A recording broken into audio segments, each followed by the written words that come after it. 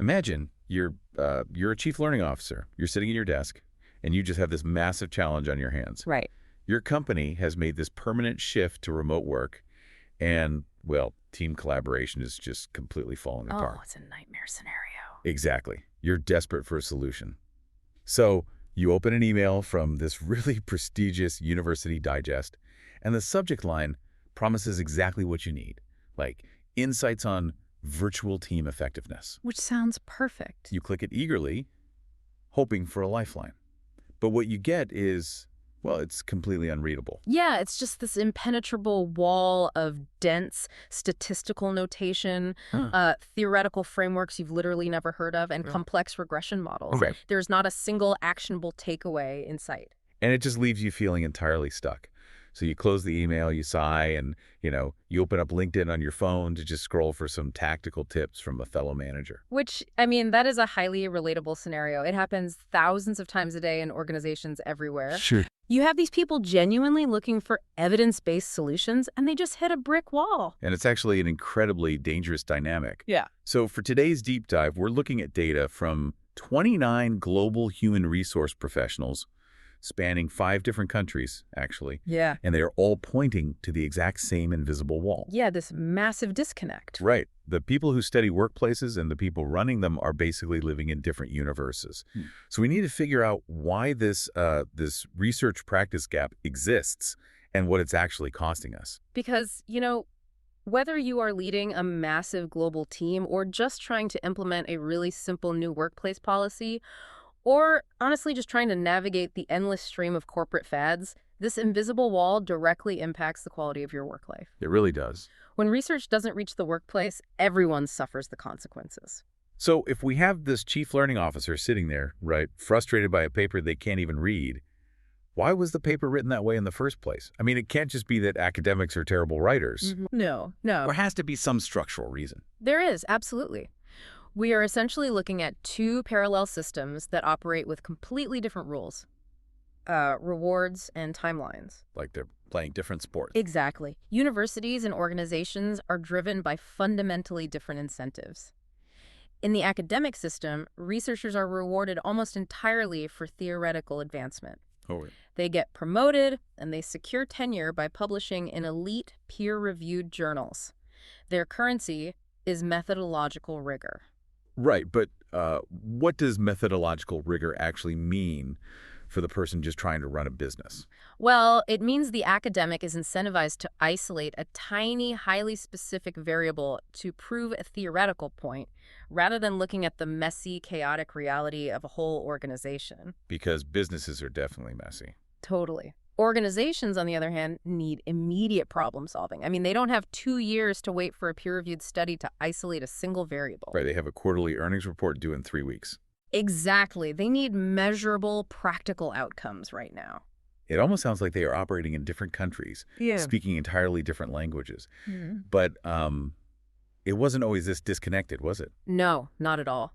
Historically, human resource development, or HRD, actually started out as highly practical industrial training. Like actually on the floor? Yeah, it was all about teaching people the specific skills they needed right there on the factory floor. But as the field professionalized and moved into universities, a huge shift happened. What kind of shift? To be taken seriously in the academic world, to not just be viewed as a trade school by the physics or sociology departments, HRD had to adopt the rigorous theoretical conventions of the broader social sciences. Ah, so they essentially had to prove how smart and scientific they were by making the work way more complex. Precisely. They shifted the reward structure to favor academic legitimacy over immediate applicability. Yeah. But in doing so, they inadvertently alienated the very practitioners they were supposed to be studying and helping. Actually, there's a great way one of the researchers in the study conceptualized this. They compared it to a jigsaw puzzle. Oh, I like a good puzzle metaphor. How does it work? Okay, so if you're a practitioner, you need the picture on the front of the puzzle box to build, say, a performance management system. You need to see the whole thing. Right. You need to see how all the pieces fit together, the budget, the psychology, the software, to solve your immediate problem. Makes sense. But the academic is handing you a single microscopic puzzle piece.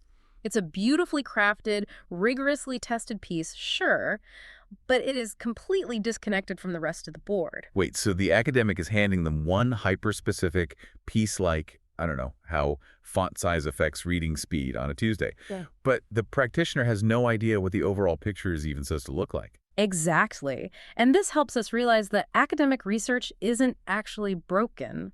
Academics are doing exactly what they are paid and incentivized to produce rigorous, specialized knowledge. Right, they're doing their jobs. Yes. The problem is that this deep fragmentation leaves practitioners utterly helpless.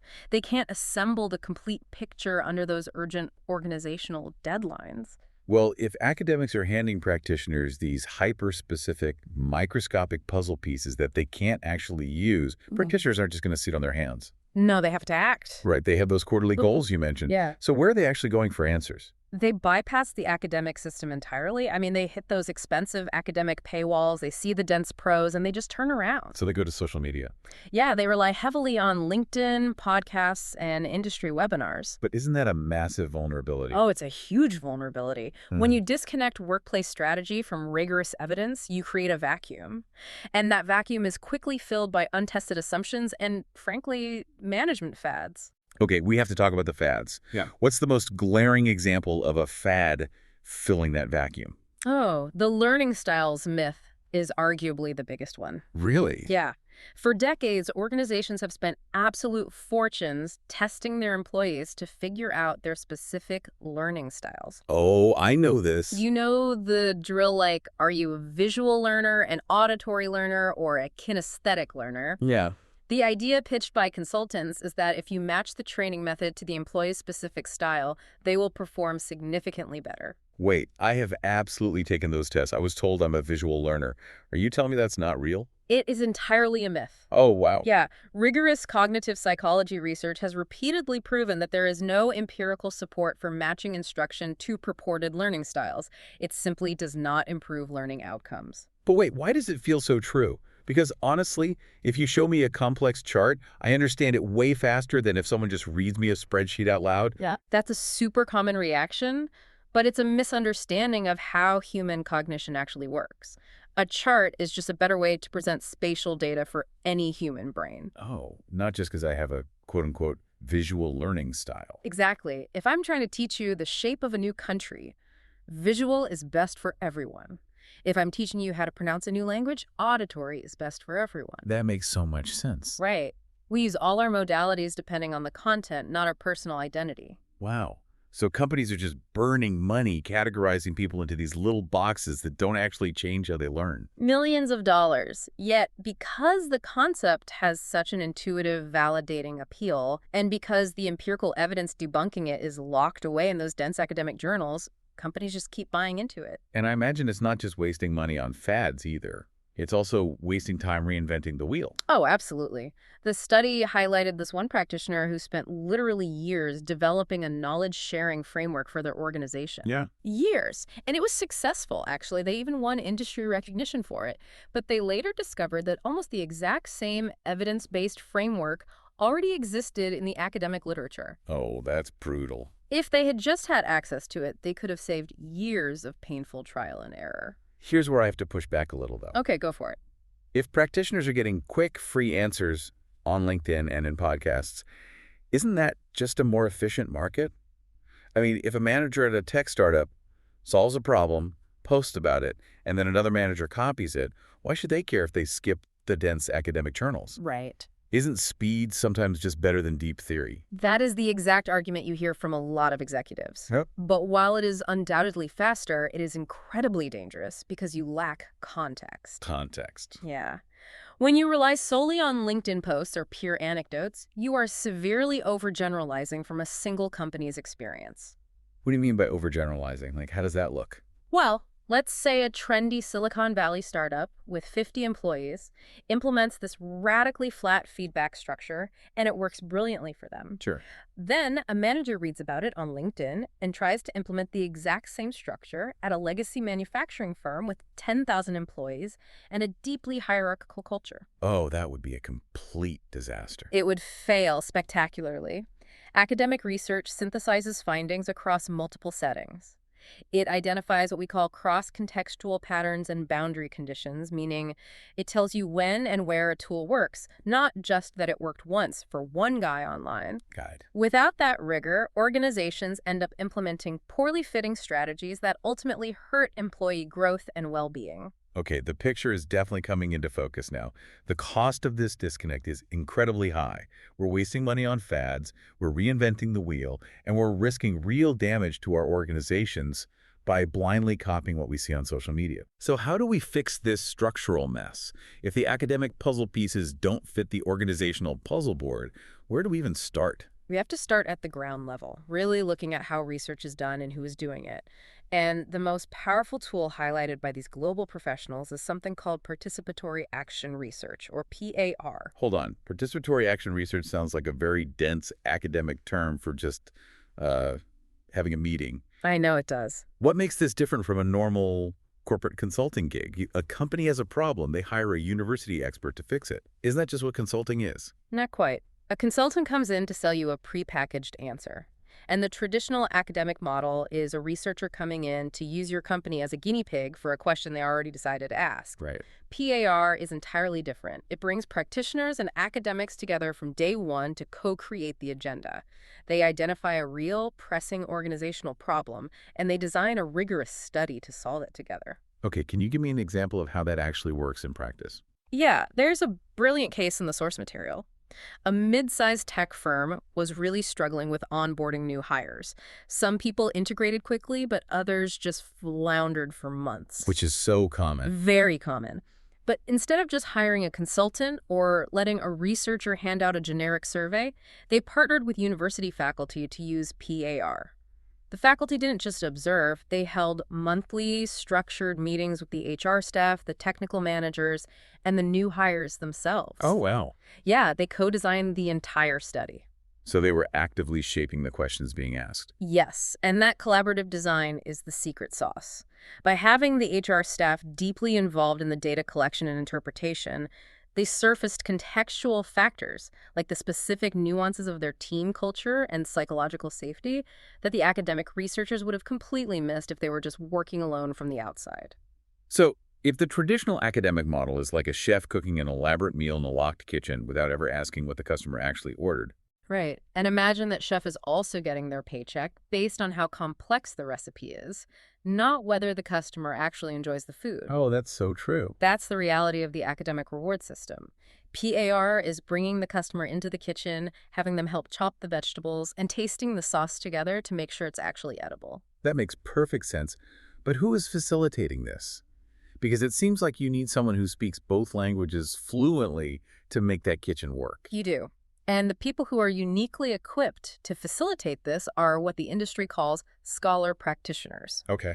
These are professionals who inherently bridge both worlds. They have the academic training to understand the rigorous research they know how to read the dense statistics, but they work inside organizations, so they intimately understand the speed and the daily grind of the business. The sources mentioned a financial services organization that leaned heavily into this, right? Yes, they realized their senior learning and development staff had advanced degrees, but because of the daily grind, they had completely lost touch with current research. Sure, they were just too busy. Exactly. So the company created a Scholar-Practitioner Fellowship. They selected 5 professionals a year and gave them 20% protected time purely for scholarly activities. Wait, how does someone actually survive a 50-hour corporate work week and still carve out 20% of their time to read academic journals? Doesn't that just sound like working 2 full-time jobs until you burn out? Well, that is the exact trap most companies fall into. You can't just tell an HR manager to be more evidence-based on top of their existing workload. Right, that never works. This financial firm succeeded because they actively protected that time. They reduced the participants' project loads, secured managerial buy-in, and partnered them with academic mentors so the time had structure and accountability. That's amazing. They essentially proved that an organization has to value the slow work of research just as much as the fast work of execution. And did it actually pay off for the company? The return on investment was staggering. Over 4 cohorts, these boundary spanners introduced 23 evidence-based interventions across the organization. Wow. They developed 15 research-informed training programs, and they also published 18 papers. It was a massive win for both the business and the broader academic field. Okay, so individual collaboration is great, and giving people protected time inside a company is clearly effective. But doesn't this all hit a ceiling eventually? What do you mean? Well, none of this works if the massive academic institutions behind them actively punish that collaboration. Yes. That is the core of the issue. We have to scale these solutions up to the institutional level, which means rewiring the academic system itself. We have to confront the publish or perish culture. Because right now at research-intensive universities, tenure and promotion are tied almost exclusively to publishing in those top-tier, unreadable academic journals. Exactly. There is virtually no reward for a professor who spends their time collaborating with practitioners, writing policy briefs, or actually improving how a real-world company operates. That's so backwards. It is. As we discussed earlier, tenure committees often look at a highly practical, readable guide and essentially say, this isn't theoretical science, this is just consulting. So even if an academic wants to do practical work, the system heavily disincentivizes it. So how do you change a deeply entrenched university system like that?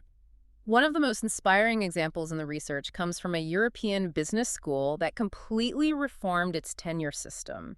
They introduced what they called a translational excellence pathway. Meaning they could get tenured for translating the complex science into practical tools. Yes, faculty could actually secure tenure based on their organizational impact in practitioner publications, not just their theoretical journal citations. That's huge. And the results were immediate and massive. Faculty engagement with organizational partners jumped from around 20% to over 60%. But let me play devil's advocate here for a second. Sure. If a prestigious university starts offering tenure based on LinkedIn articles or podcasts, won't traditional academics argue they are watering down scientific rigor just to chase corporate trends? It's a really common fear, but the European Business School example proves it's totally unfounded. It is not about abandoning rigor, it's about broadening the definition of impact. Okay. The systematic, rigorous inquiry, like the actual science, remains exactly the same, but the output of that science is translated so it serves society, not just a small circle of academics citing each other. Which means both sides need to learn how to communicate. Academics need to learn how to speak the language of business, and practitioners need to develop what we call research literacy, learning how to actually evaluate empirical evidence instead of just trusting a flashy consultant. Yes. And that relies entirely on how we disseminate the information. Because throwing a dense 80-page PDF at a busy manager just doesn't work no matter how good the science is. No one is reading that. Exactly. The research has to be translated into formats that practitioners actually consume. We need executive summaries, infographics, and yes, audio formats like podcasts. Right. The dissemination has to meet the practitioners where they actually are. There was a healthcare system in the data that did this beautifully. Oh, I love this example. Yeah. They partnered with university researchers who were studying frontline leadership development.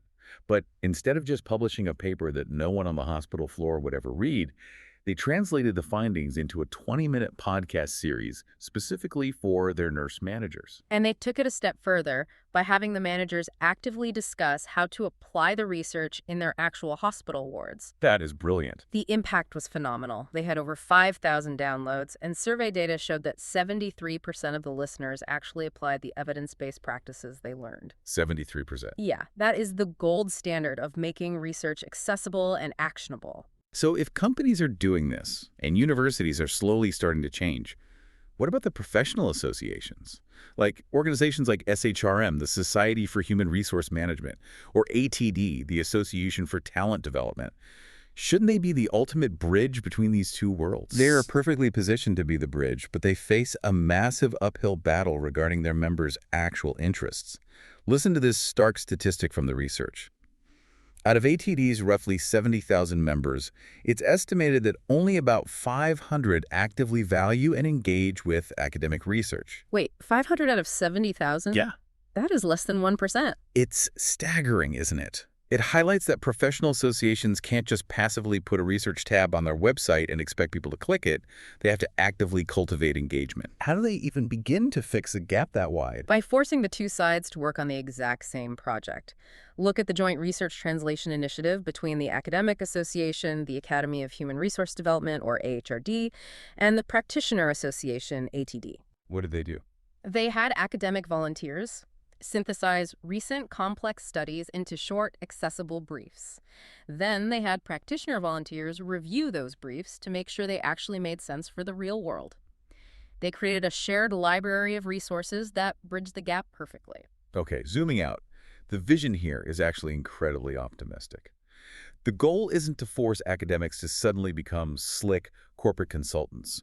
And it's definitely not to make everyday HR practitioners into full-time data crunching statisticians. Not at all. It's about building comprehensive systems like reform tenure tracks, co-created participatory research, and highly accessible dissemination that integrate the best of both worlds. Absolutely. And for you listening, whether you are managing a small team, trying to pitch a new initiative to your boss, or navigating your own career, you can act as that vital bridge. You can demand evidence over fads.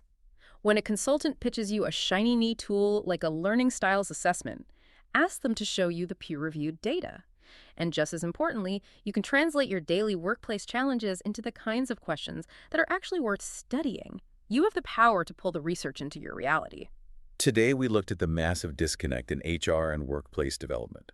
We explored how the jigsaw puzzle pieces of academia don't fit the urgent needs of the corporate world, and how that gap leads to costly fads and wasted potential. But looking at the broader picture, it makes you wonder if companies are wasting millions of dollars on fake corporate fads just because the real workplace data is badly formatted. What other world-changing breakthroughs in medicine, technology, or psychology are currently sitting unread behind a university paywall, just waiting for someone to translate them into plain English for you?